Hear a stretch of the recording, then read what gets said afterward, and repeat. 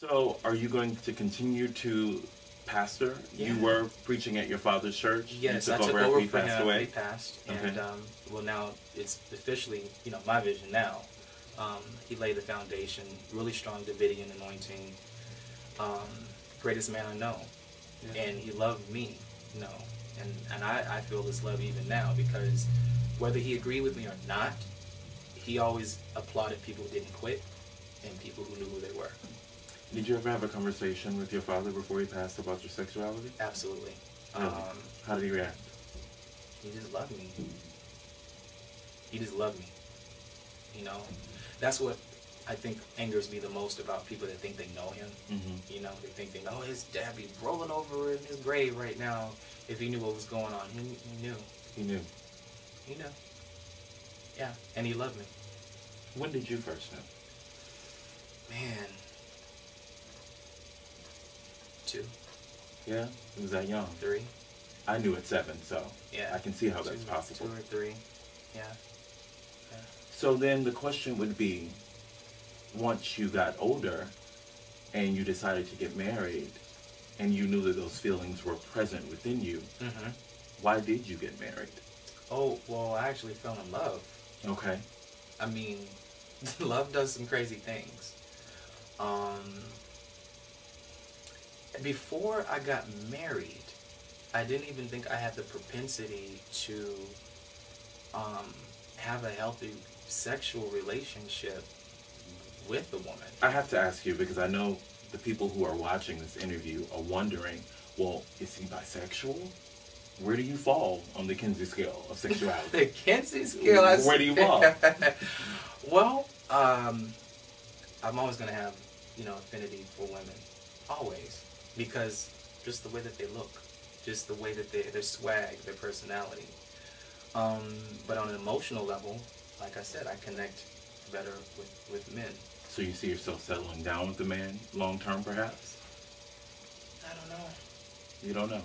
I don't know. This depends on who you meet and who you connect with. It's and who more you fall in about love with. energy and love and, Okay. and understanding of oneself. Right now, I'm dating me. Okay.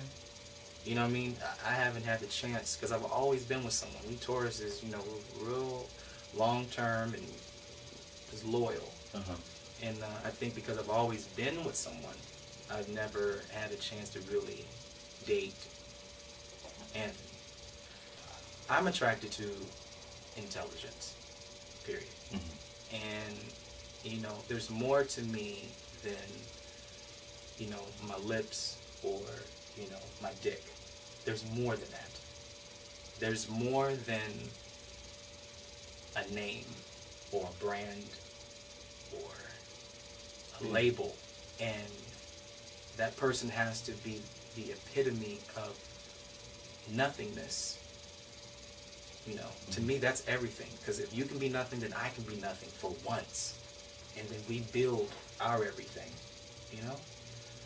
You have been very, very open about being molested as a child. Mm-hmm. And for the first time, the public had a chance to hear someone not blame who they are today, their sexual orientation, on their past molestation. Yes. And I thought that was really brave and really powerful of you. Thank you. To do that. So was it a choice for you think? Because that's a great debate. Whether or not sexuality is a choice or if it's nature or nurture.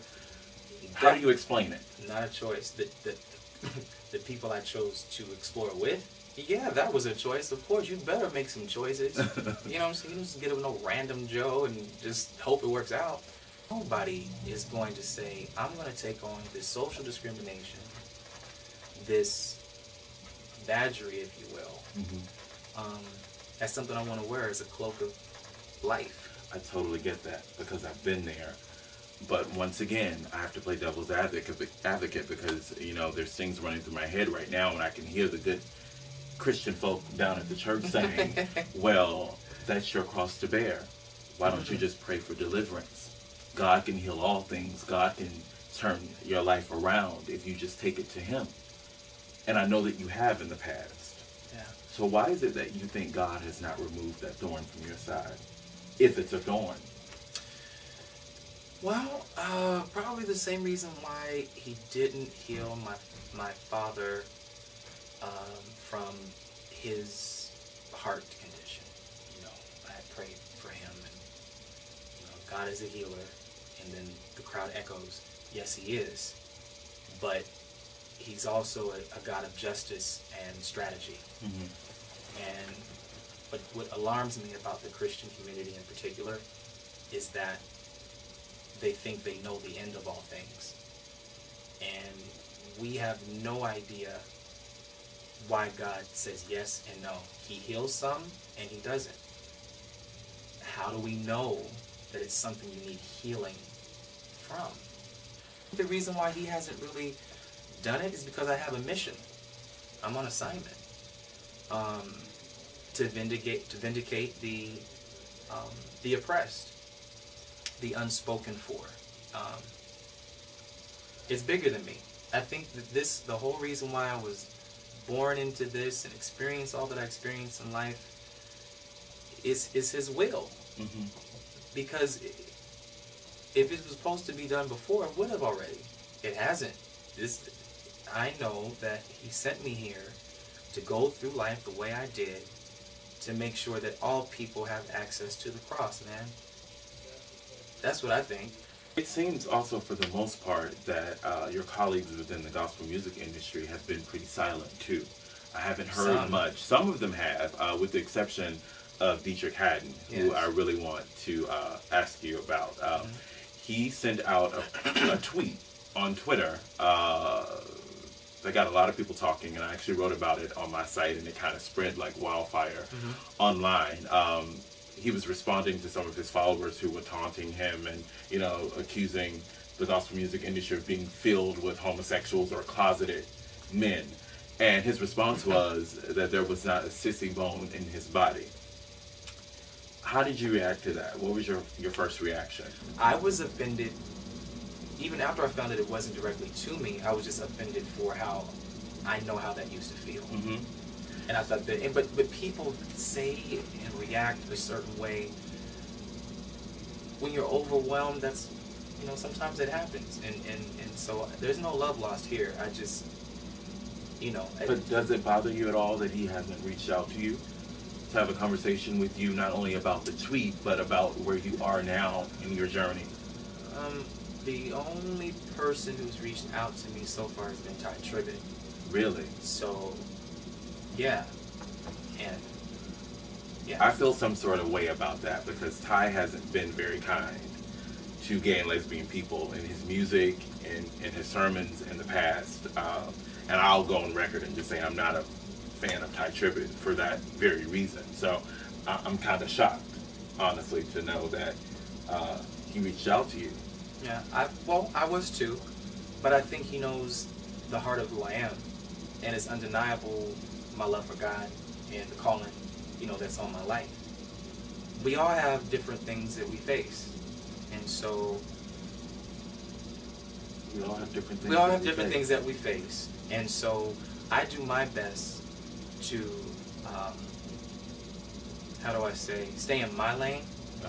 You know, because I needed all this to happen anyway, so I could find out who was who. It's when you come to these type of terms and these type of disclosures, and you find out who's who. So do you want to share with us what the conversation was about between you and Ty? No. No, you don't? No, I do not. I just thought I'd ask. Okay. Hey, no problem. I just thought I'd ask. Okay. No, I don't. So, see, he's not putting everything out there. No.